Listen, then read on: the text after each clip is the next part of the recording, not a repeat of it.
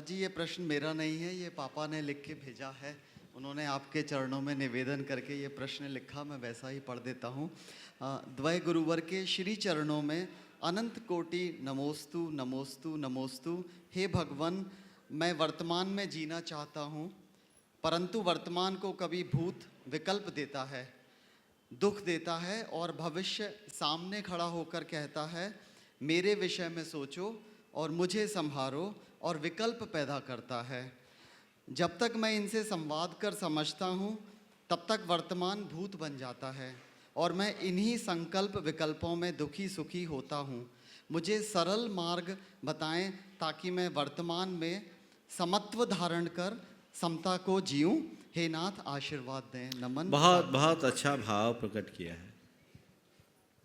वर्तमान में हम कैसे जिए, इनके प्रश्न का सार कुल ये है, क्योंकि अतीत की स्मृतियाँ हमें दुखी बनाते हैं तो भविष्य की कल्पनाएं हमें व्याकुल करती हैं।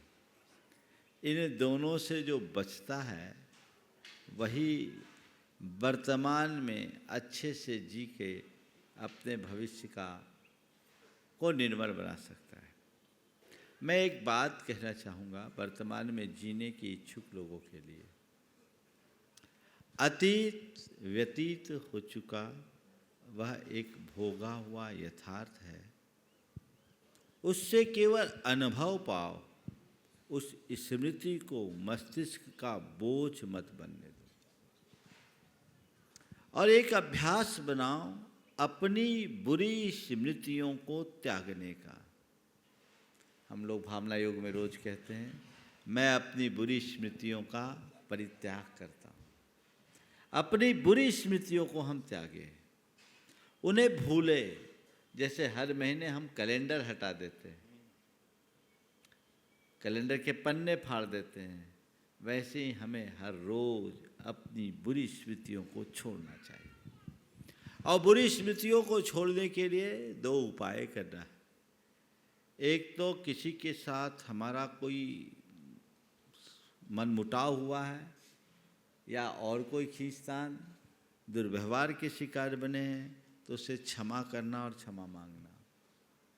और जीवन में कोई दुख प्रसंग हुआ है तो उसे हो जाने दो, इग्नोर करना, लेट अस गो। समझ गए? तो क्षमा करना और भूल जाना, ये कला अपने भीतर विकसित करनी चाहिए।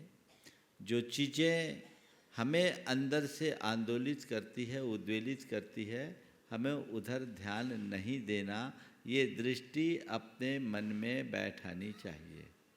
तो हम ऐसा अभ्यास करके अतीत को अपने ऊपर हावी नहीं होने देंगे और यही हमारी साधना में प्रतिक्रमण है। समझ गए?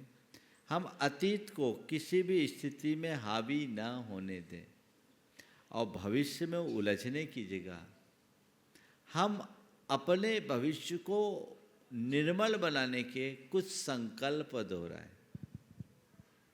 मुझे सहज रहना है, मुझे शांत रहना है।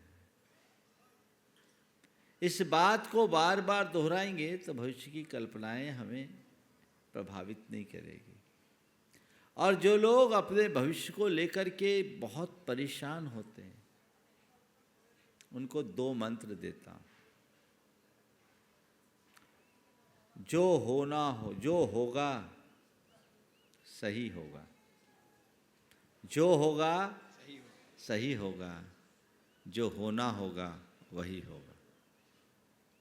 ये बात अगर हृदय में बैठ जाए तो संकल्प विकल्प कम हो सकते हैं और हम वर्तमान का आनंद लेकर अपने भविष्य को उज्जवल बनाने में समर्थ हो सकते हैं।